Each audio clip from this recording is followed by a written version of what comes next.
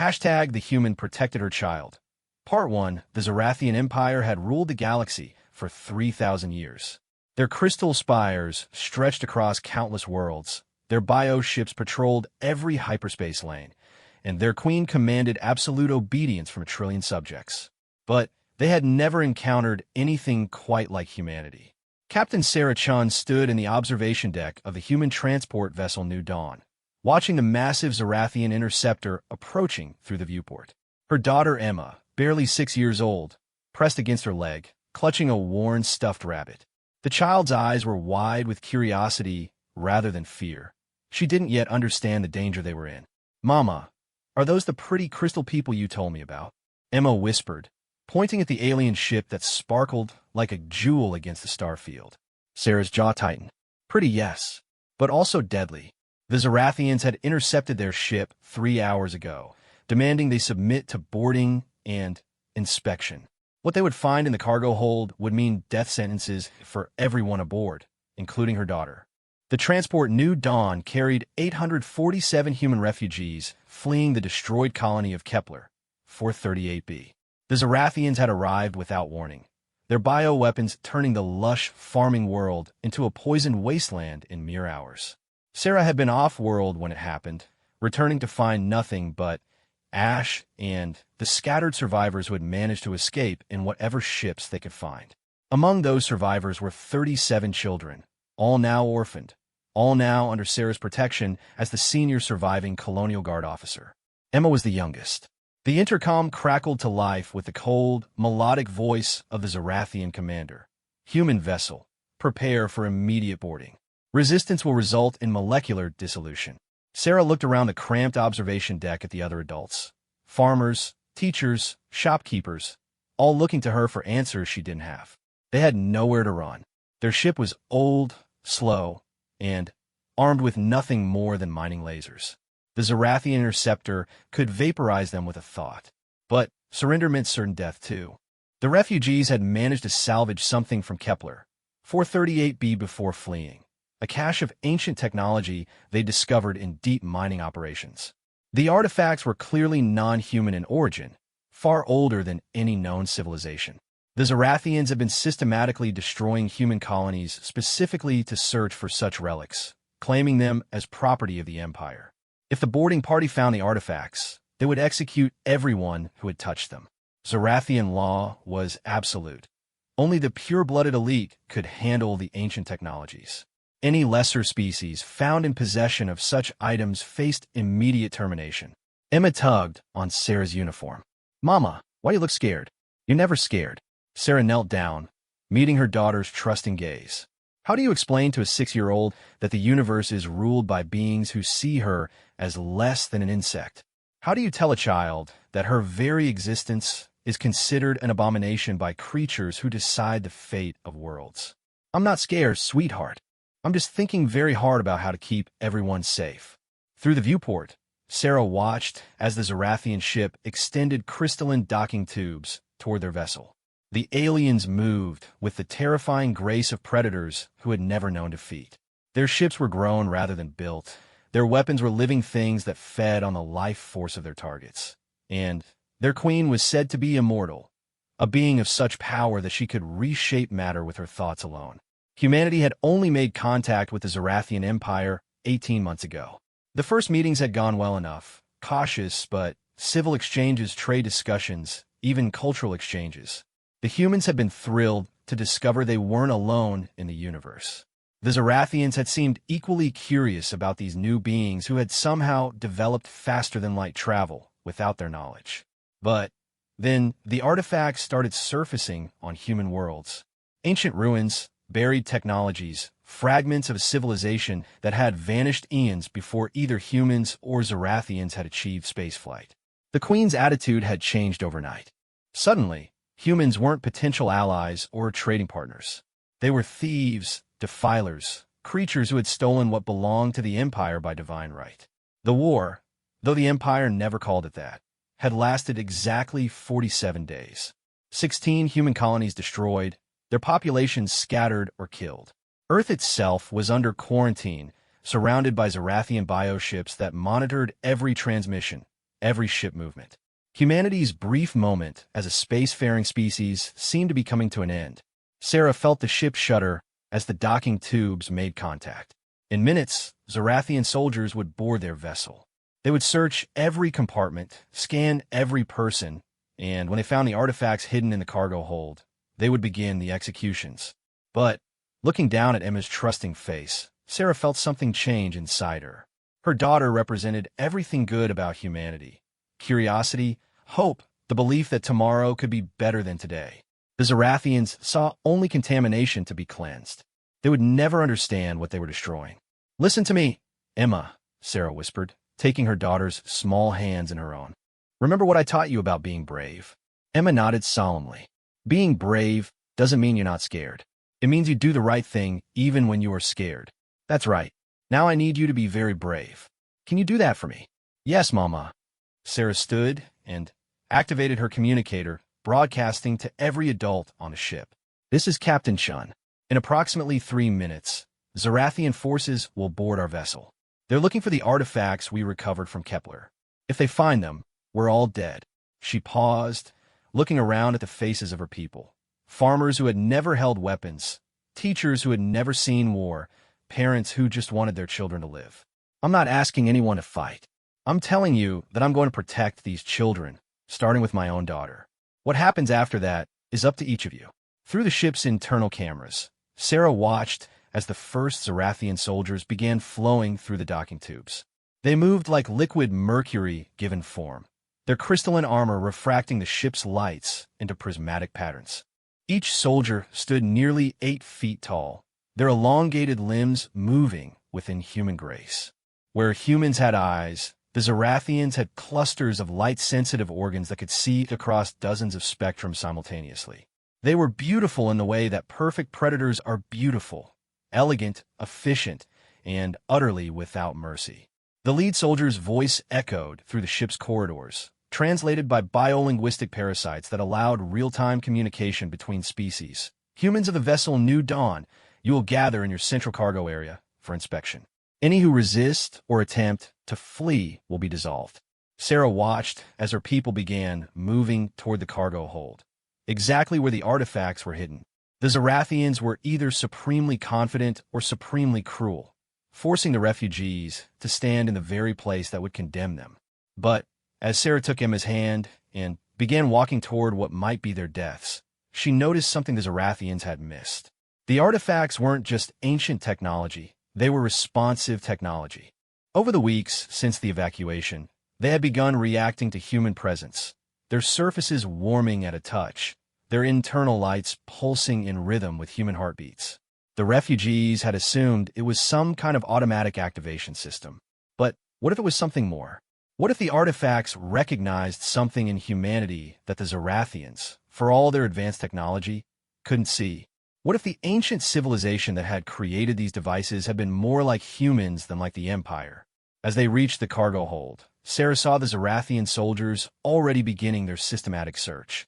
Their scanner devices looked like living things, crystalline creatures with dozens of sensory appendages that tasted the air, analyzed molecular compositions, and searched for any trace of forbidden technology. Emma pressed closer to her mother as more refugees filed into the cargo hold. The Zarathians herded them into a tight group in the center of the space, well away from the walls where emergency equipment and hidden artifacts might be concealed. The lead soldier approached Sarah, its light organs focusing on her with uncomfortable intensity. When it spoke, its voice carried harmonics that made her teeth ache. "You are the leader of these humans?" "I'm Captain Sarah Chun, senior surviving officer of the Kepler 438B Colonial Guard." Captain Chun, the Zarathian's translation device, made her name sound like a musical note played on broken glass. "Your colony was dissolved for violation of Imperial law, specifically the theft and concealment of technologies belonging to the Eternal Empire. We didn't steal anything. We found ruins on our own world. All worlds belong to the Empire. All ancient technologies belong to the Queen. Your species exists at her sufferance, and that sufferance grows thin." The soldier gestured to its companions, who began spreading out through the cargo hold. Their scanner creatures immediately began reacting to something, their crystalline bodies pulsing with excited energy. Sarah's heart sank. They had found the hiding place. But then she noticed something strange. Emma was staring at the scanner creatures with intense curiosity, her head tilted to one side as if she was listening to something only she could hear. The child's stuffed rabbit began to glow with a soft, warm light, so faint that only Sarah noticed it first. Then, Emma did something that made Sarah's blood freeze. She let go of her mother's hand and began walking toward the Zarathian soldiers. Emma, no. Sarah lunged forward, but the lead soldier raised one crystalline hand, and an invisible force slammed her backward against the cargo hold wall. The young one approaches of her own will, the soldier said, its voice carrying a note of surprised interest. How curious. Human offspring typically flee from us in terror. Emma stopped directly in front of the scanner creature that had found the hidden artifacts. The living device recoiled from her approach, its light organs dimming as if in confusion or fear. Emma reached out one small hand toward the alien creature. It's okay, she said in her clear, innocent voice. I can hear you singing. You sound sad. The cargo hold fell silent except for the hum of the ship's life support systems. Every human stared at the impossible sight of a 6-year-old girl calmly addressing creatures that had destroyed worlds. The Zarathian soldiers stood motionless, their light organs focused on Emma with what Sarah could only describe as shock. Then, the scanner creature did something that would change the course of galactic history. It began to sing back. Hashtag the human protected her child. Part 2, the sound that emerged from the scanner creature was unlike anything Sarah had ever heard. It wasn't quite music, wasn't quite language, but something that seemed to bypass the ears entirely and speak directly to the soul. The crystalline being's form began to shift, its harsh angles softening into curves that seemed almost organic. Emma giggled, a sound of pure joy that somehow harmonized perfectly with the creature's alien song. You remember them too, don't you? The people who made the pretty lights. The lead Zarathian soldier stepped backward, its light organs flickering in what Sarah was beginning to recognize as extreme agitation. The creature spoke rapidly in its own language, harsh crystalline tones that sounded like breaking glass. The translation device struggled to keep up. Impossible.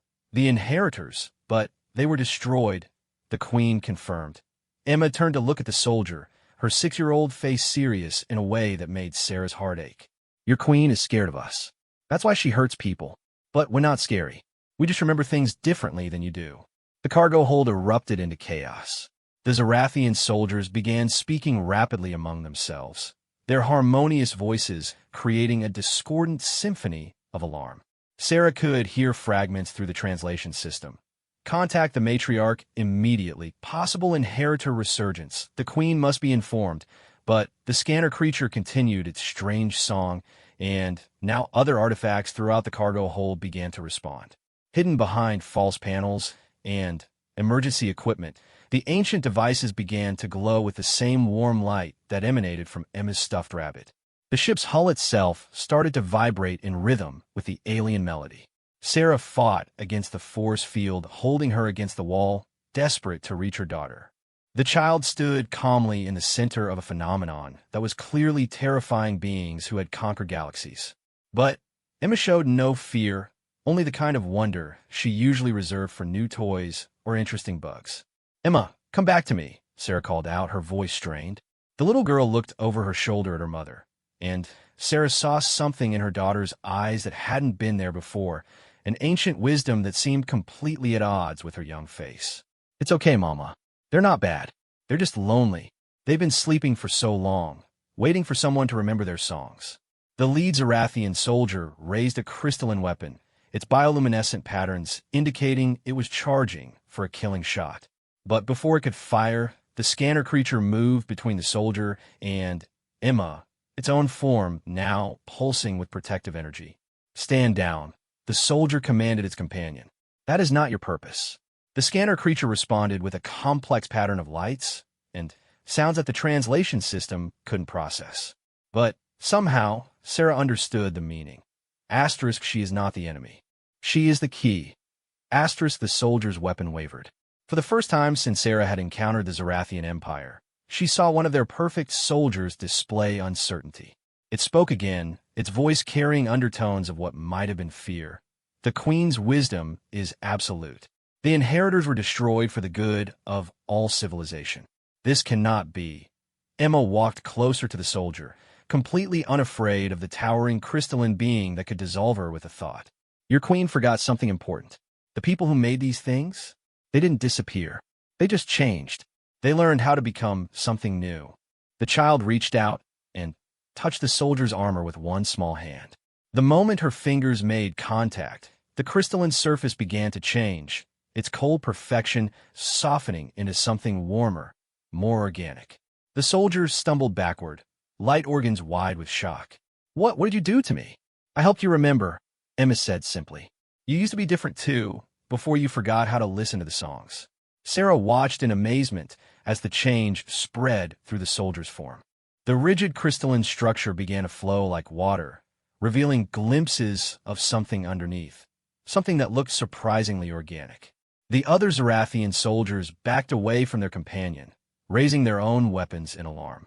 But the transformed soldier raised one hand, now more flesh than crystal, and spoke in a voice that had lost its mechanical perfection. Wait, I can remember. Before the unity, before the Queen's peace, the being paused, struggling with concepts that seemed almost too large for language. We were individuals. We had names. The cargo hold fell silent, except for the continuing song of the artifacts.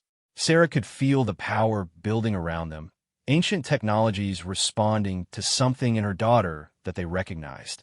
The stuffed rabbit in Emma's arms was now glowing so brightly it was difficult to look at directly. One of the other soldiers spoke, its voice sharp with alarm. Keth Vorin has been contaminated. We must dissolve him immediately before the infection spreads. But the transformed soldier, Keth Vorin, stepped protectively in front of Emma. No, the child speaks truth. Can't you feel it? The memories we buried, the parts of ourselves we surrendered for the unity, they're still there waiting. Sarah finally managed to break free from the force field, the restraining energy flickering as the ship's systems began to resonate with the awakening artifacts. She rushed to Emma's side, pulling her daughter close. But Emma resisted, looking up at her mother with eyes that seemed far too old. Mama, they need our help. All of them. The Queen made them forget who they were, but they can remember if we show them how. Before Sarah could respond, the ship's communication system activated. The voice that filled the cargo hold was unlike anything she had ever heard. Beautiful and terrible in equal measure, carrying harmonics that made reality itself seem to bend around the words. Zarathian vessels in Sector 7 Alpha 9. Report your status immediately. My seers have detected a disturbance in the ancient patterns. Every Zarathian in the cargo hold, including the transformed Keth Vorin, immediately fell to their knees. Even the scanner creatures pressed themselves against the deck plating. Sarah felt an almost overwhelming urge to kneel as well, but Emma's small hand in hers kept her standing. The Queen, one of the soldiers whispered, its voice filled with religious awe and terror. The communication continued. I sense the touch of the inheritors in your sector. This is impossible. I destroyed them myself 10,000 years ago. Their taint was purged from the galaxy. A pause, then bring me whatever you have found. Bring me the source of this contamination. Now. The lead soldier struggled to its feet, movement stiff with what Sarah realized was absolute terror. Yes, Eternal Queen, we have discovered humans in possession of inheritor technology. The contamination appears to be spreading to our forces. Humans. The Queen's voice carried notes of curiosity and disgust. Yes, I remember the reports. A young species, barely worthy of notice. How curious that they should trigger ancient protocols. Another pause. Bring them all to my flagship.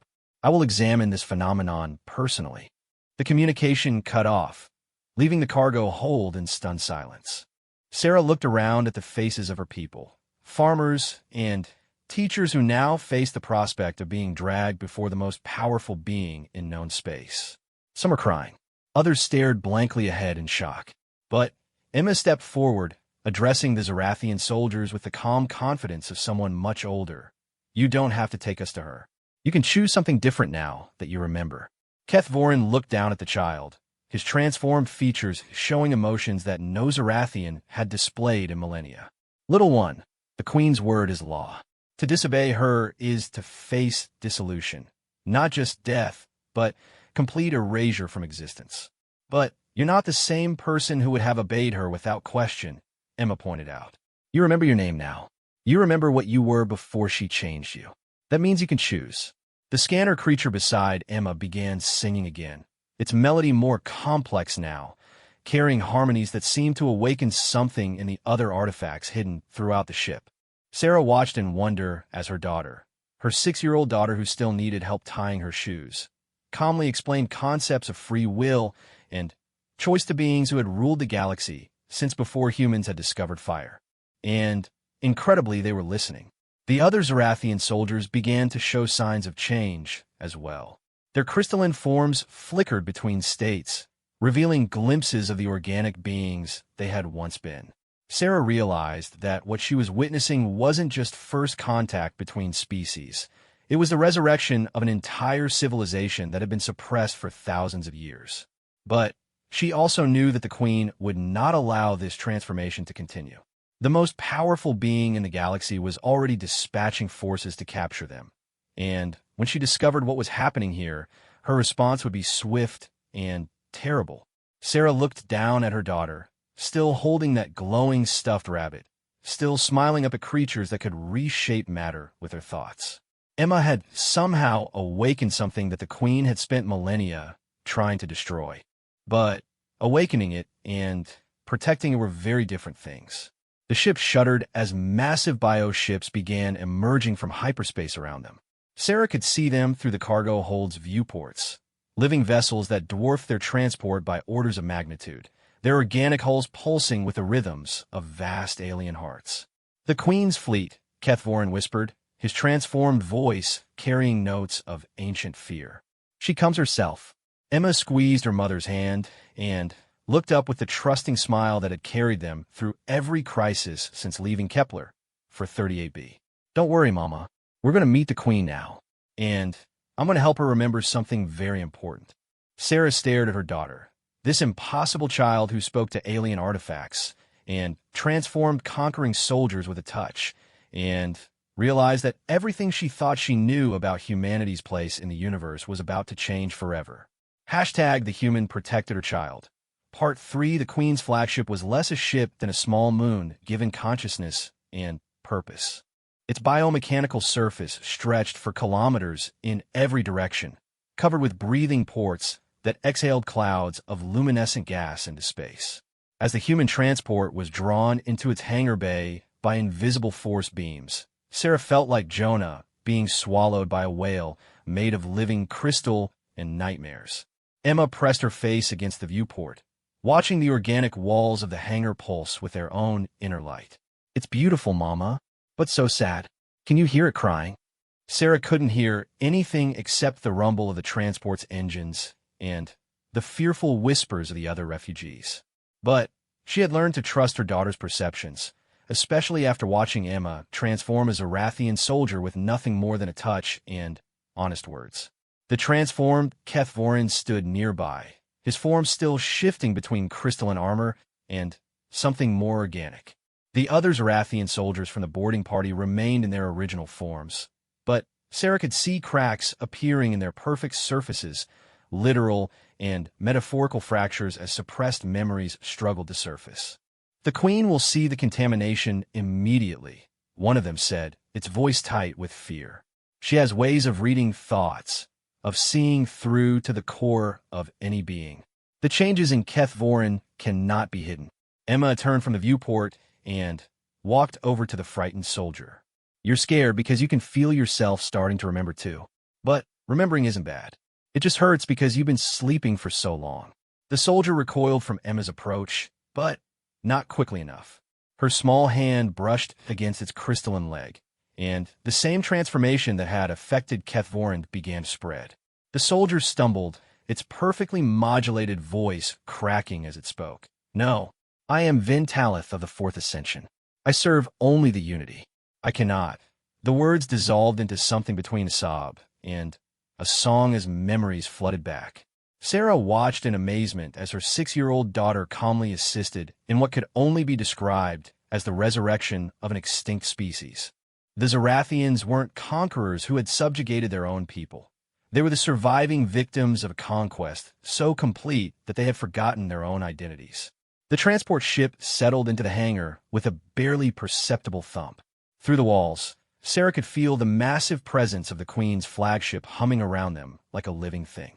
Bioluminescent guides began flowing along the hangar floor, leading toward an exit that pulsed with invitation and threat in equal measure. "She summons us," Keth Vorin said, his transformed voice carrying harmonics of both fear and hope. The Queen does not wait. As they prepared to disembark, Sarah gathered the other refugees around her. 37 children, including Emma. 43 adults, all looking to her for leadership she wasn't sure she could provide. They were farmers and teachers facing the most powerful being in the galaxy, armed with nothing but an ancient secret that they barely understood. "Listen to me, all of you," Sarah said, keeping her voice steady despite her racing heart. "We're about to meet something that has ruled this galaxy for longer than human civilization has existed.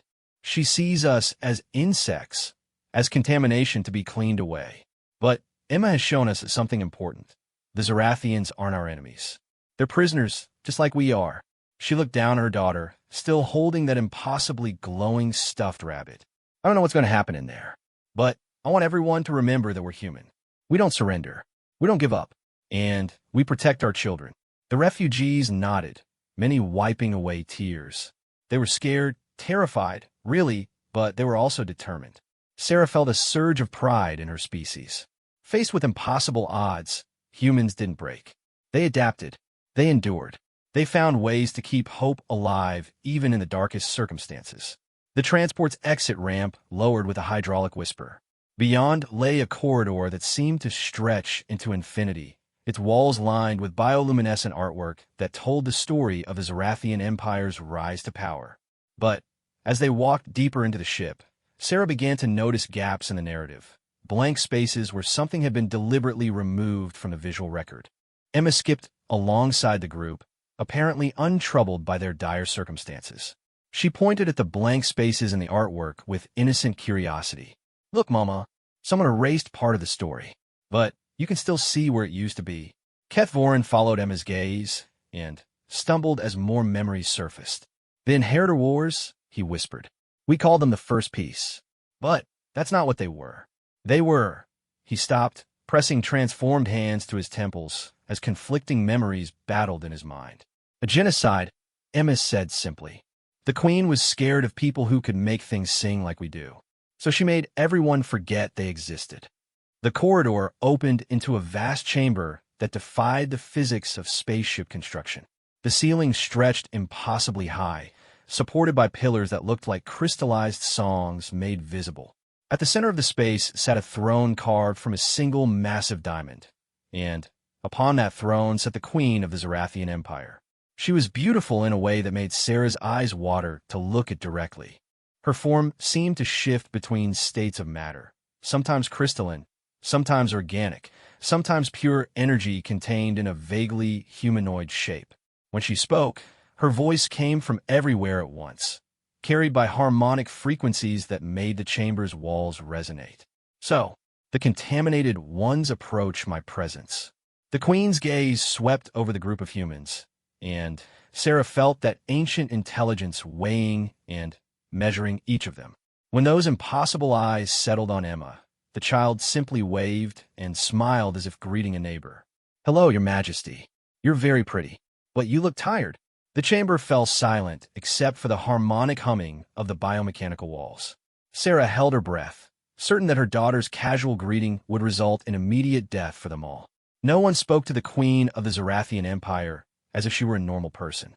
But the Queen leaned forward slightly, her shifting features showing what might have been surprise. "Tired? I am eternal, little creature. I do not experience fatigue." Emma cocked her head to one side, studying the most powerful being in known space with the serious attention she usually reserved for particularly interesting puzzles. Maybe not tired like people get tired, but tired like when you've been holding something heavy for a really long time and you forgot you could put it down. The queen's form flickered, revealing glimpses of something underneath the perfect crystalline exterior, something that looked almost vulnerable. You speak strangely, small human. Do you know what I am? Do you understand the power I wield? You're the queen, Emma said matter-of-factly. And you're very powerful. But power isn't the same thing as happiness. My mama is powerful too, and she gets sad sometimes.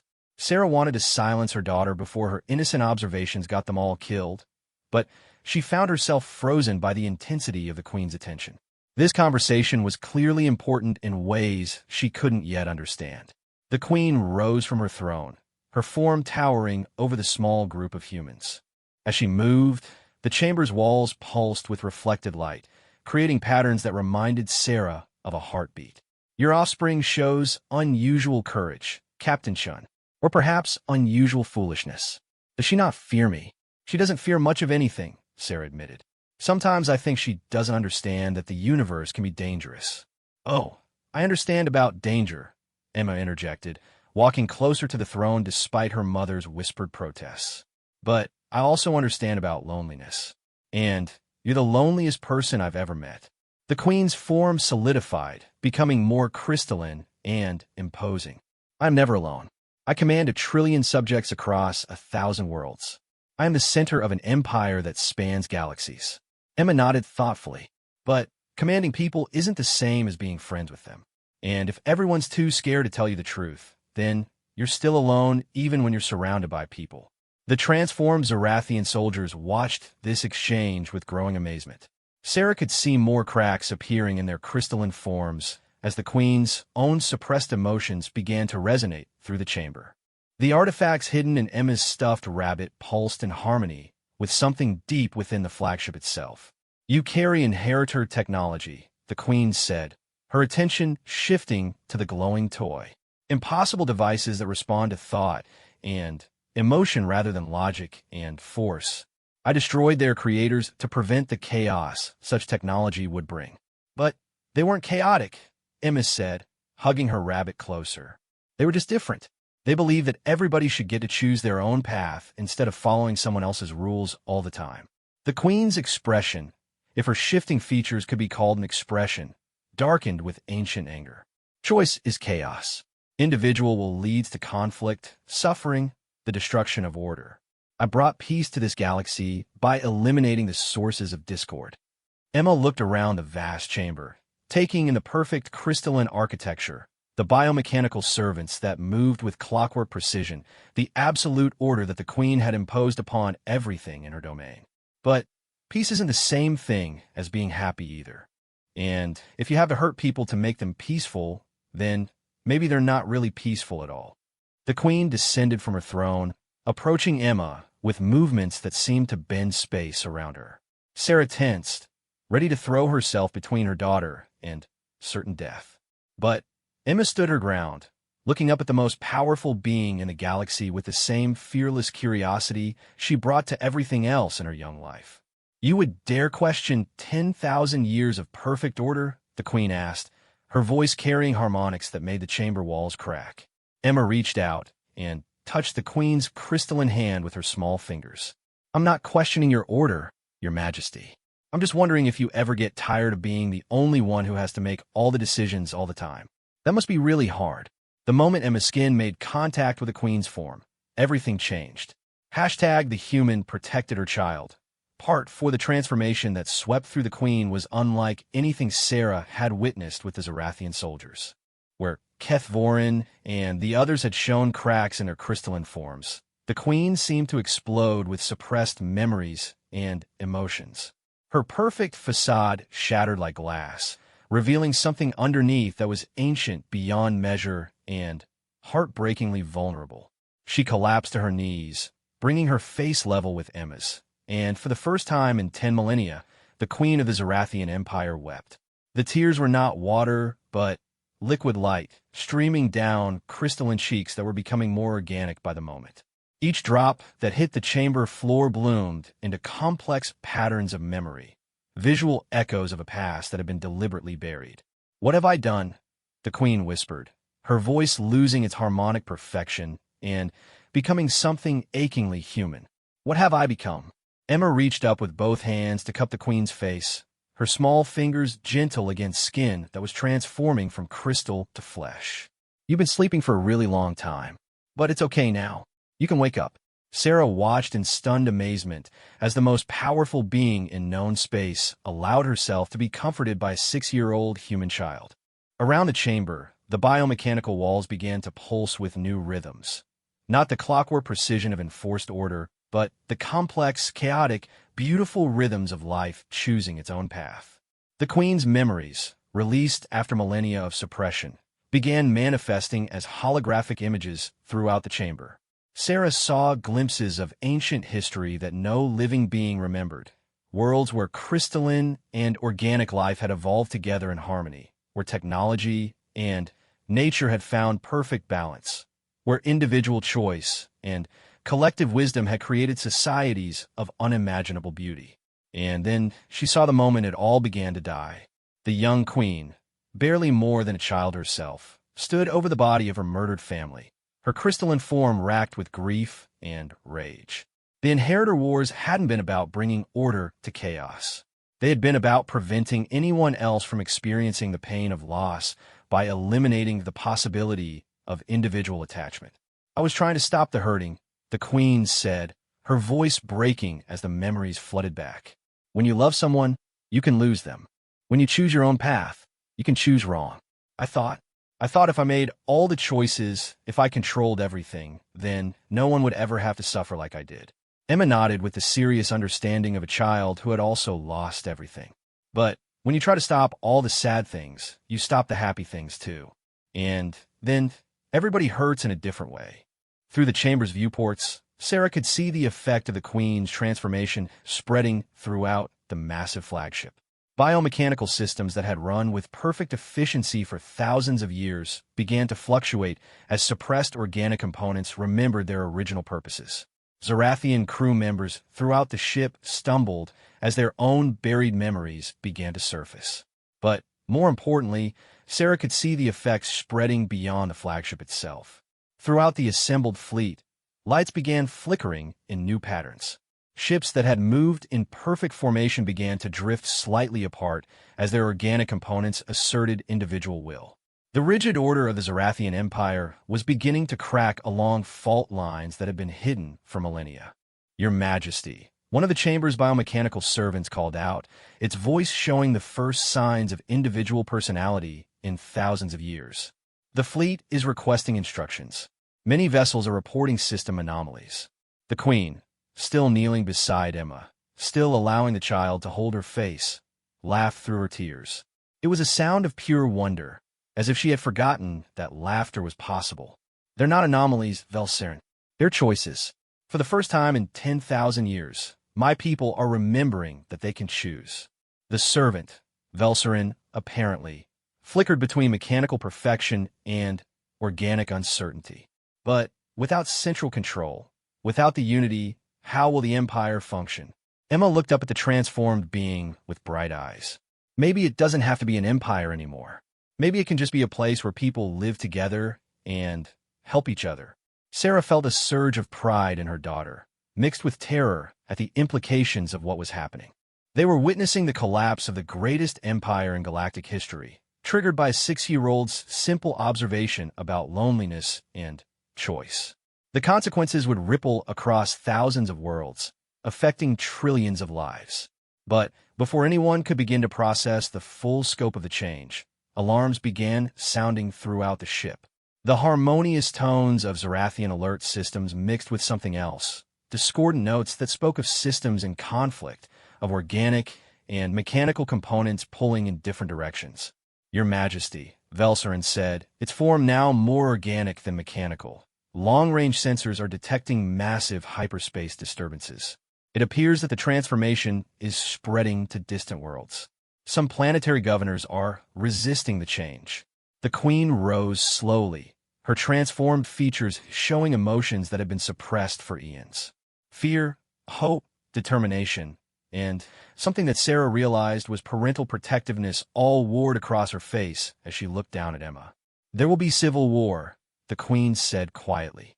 Those who have held power in my name will not surrender it willingly. They will see the return of choice and individuality as a threat to everything they've built. Sarah stepped forward, finally finding her voice. Then, we need to be ready to fight for the right to choose. Humans understand something about that. The Queen's attention shifted to Sarah, and for a moment her expression showed the full weight of 10,000 years of absolute responsibility. You would stand with us, Captain Chun? Your species is young, barely capable of interstellar travel. The forces that will oppose this change have weapons that could shatter worlds.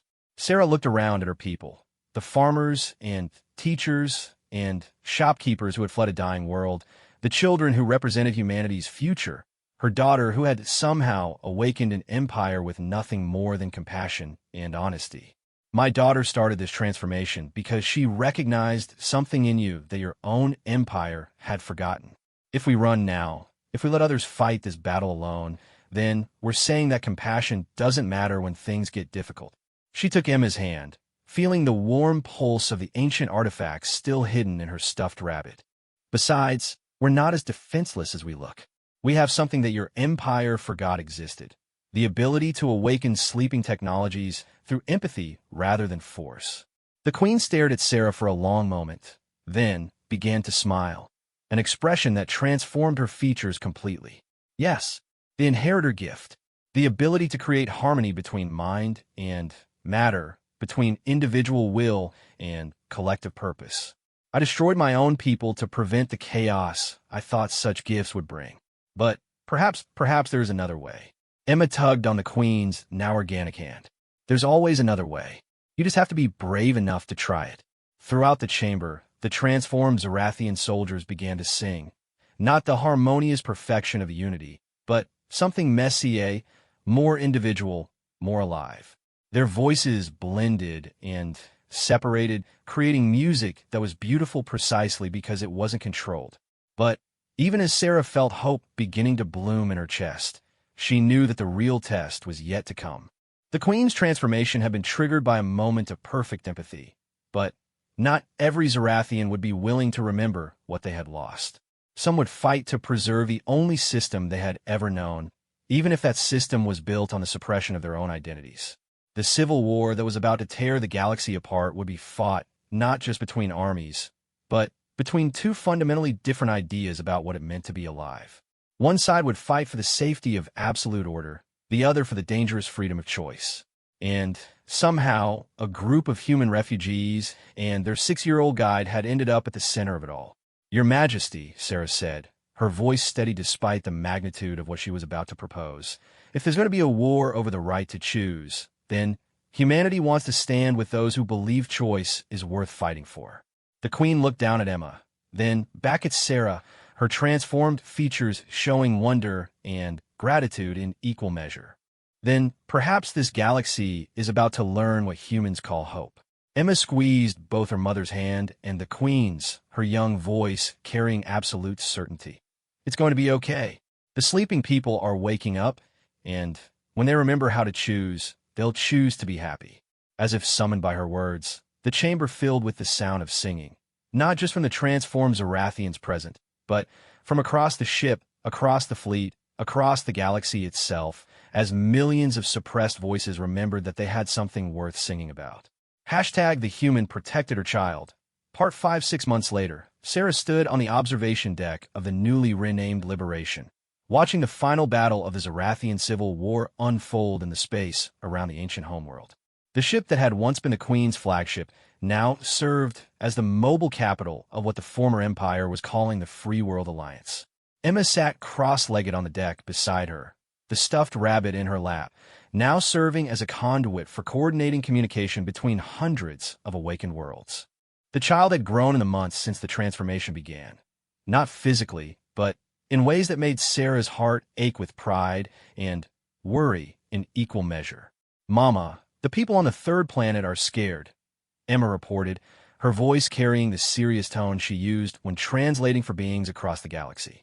"The old governors still have control of their bioships, and they're threatening to dissolve anyone who tries to remember." Sarah knelt beside her daughter, watching the tactical displays that showed the progress of the liberation efforts. On some worlds, the transition from empire to alliance had been peaceful, populations joyfully rediscovering their suppressed identities and choosing their own governance. But on others, the old guard had fought viciously to maintain the only system they understood. Can the resistance forces help them? Sarah asked. Emma closed her eyes, her consciousness somehow stretching across space to touch the awakened artifacts that now served as communication nodes throughout the galaxy. Kethvorin's fleet is 3 hours away, but the people there don't want to wait. They're tired of being afraid. The Queen, who now went by her recovered birth name, Lyra, materialized beside them with the fluid grace she had regained as her form stabilized into something between her original crystalline nature and newfound organic flexibility. In the months since her awakening, she had become something unprecedented in galactic history, a former absolute ruler who was learning to govern by consensus. The Altarian system has voted to begin their own liberation, she reported, her voice now carrying harmonics of hope rather than command. They're using the awakening techniques that Emma developed with the Nexus worlds. Emma opened her eyes and smiled up at the transformed Queen. It's working, isn't it? People are remembering how to choose. Lyra knelt beside the child who had changed everything, her expression showing the complex mixture of gratitude and responsibility that had replaced her ancient certainty. Yes, little one, but the hardest part is still ahead. The core worlds have declared independence from the Alliance. They've allied themselves with the unchanging faction and are mobilizing their fleets. Sarah felt a chill at the mention of the unchanging faction. Zarathians who had rejected the opportunity to remember their suppressed identities, choosing instead to maintain their crystalline perfection through increasingly brutal measures. They had rallied around the belief that the awakening was a disease that needed to be cured, and they were willing to destroy entire worlds to prevent its spread. How many ships? Sarah asked. Enough to threaten everything we've built, Lyra admitted. They've weaponized the Unity itself, turning the old biomechanical networks into tools of force compliance. Any awakened Zarathian who comes within range of their influence field is stripped of their recovered memories and returned to crystalline stasis. Emma frowned, her young face showing concern that no child should have to bear. They're making people go back to sleep. That's not fair. No, it's not, Sarah agreed, pulling her daughter close. But fairness isn't something the universe guarantees. Sometimes you have to fight for it. Through the viewport, Sarah could see the approaching fleet of unchanging faction vessels. They moved in perfect formation, their biomechanical hulls reflecting no individual variation, their crews operating with the clockwork precision that had once characterized the entire empire. They were beautiful in their perfection and terrifying in their absolute commitment to maintaining that perfection at any cost. The Free World's Alliance fleet spread out to meet them looked chaotic by comparison. Ships of a dozen different designs moved with individual purpose rather than collective will. Some had been modified with awakened technologies that responded to thought and emotion. Others bore the artistic expressions of crews who had rediscovered their capacity for creativity.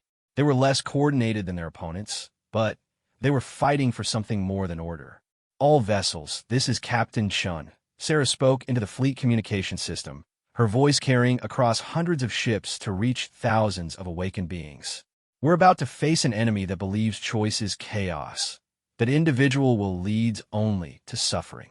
They're wrong, but they're willing to die to prove their point. More importantly, they're willing to kill to prove it. She paused, looking down at Emma, who nodded encouragingly. 6 months ago, a little human girl touched the heart of an empire and reminded it what it meant to be alive. Today, we fight to protect that awakening.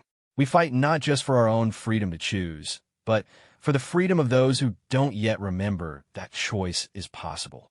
The fleet's response came not as words, but as music, hundreds of different voices from dozens of different species, all singing in harmony while maintaining their individual uniqueness.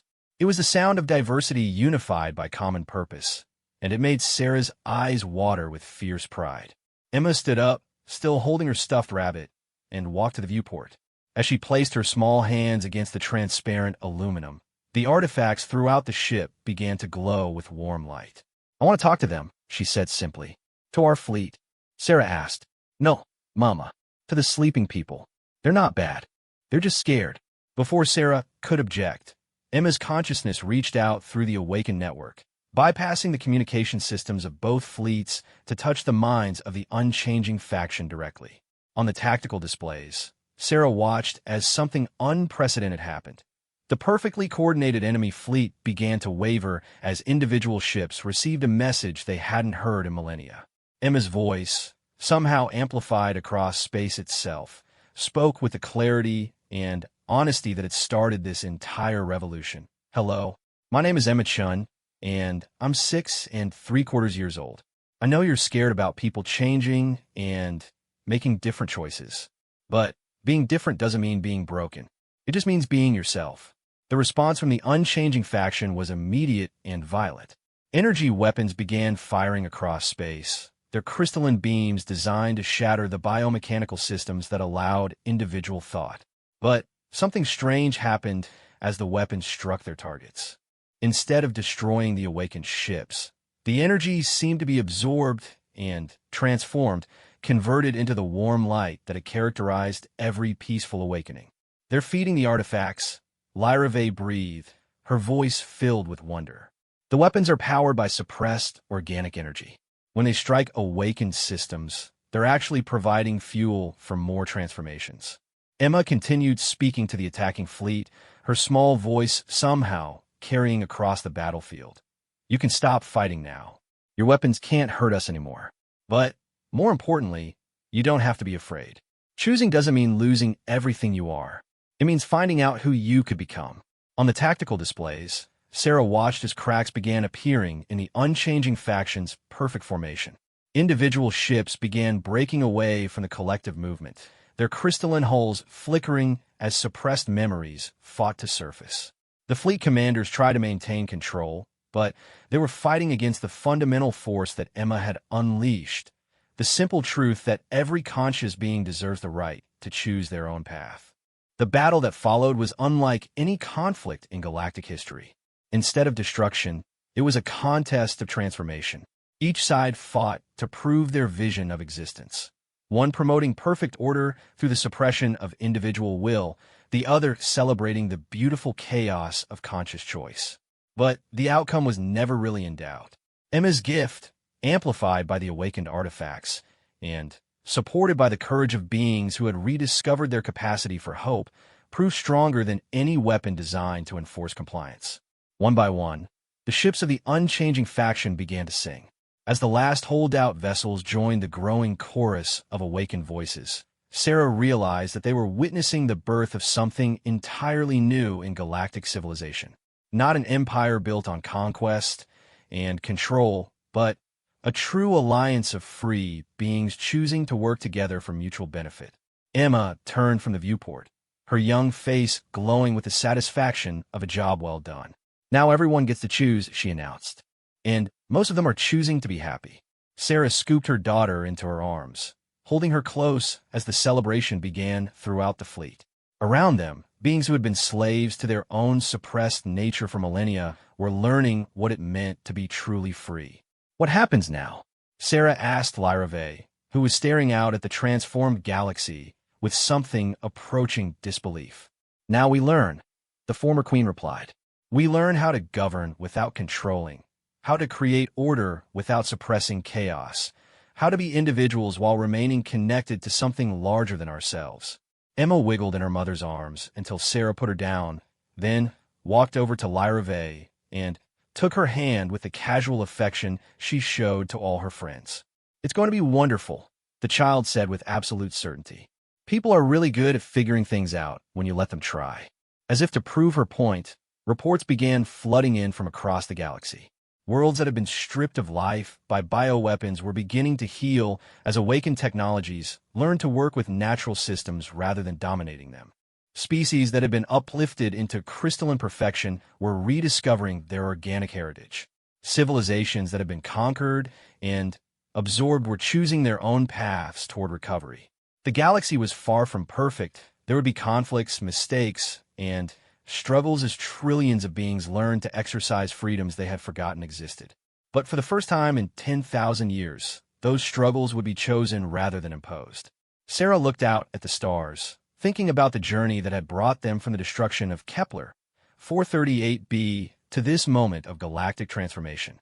It had started with a mother's determination to protect her child, continued with a little girl's simple compassion for lonely and frightened beings, and culminated in the awakening of an entire civilization's capacity for hope. "Mama," Emma said, tugging on Sarah's uniform, "can we go home now? I want to see if the flowers on our new world have started growing yet." Sarah smiled, realizing that after months of political transformation and galactic warfare, her 6-year-old daughter was still primarily concerned with things like flowers and toys and whether there would be time for bedtime stories. Some things, thankfully, never changed, even when everything else did.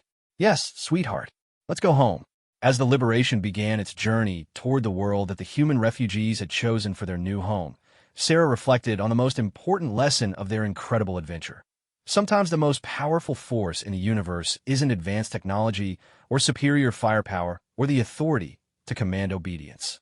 Sometimes it's just a child who refuses to accept that kindness is weakness, that choice is chaos, or that anyone, no matter how powerful or frightening they might seem, is beyond the reach of simple human compassion.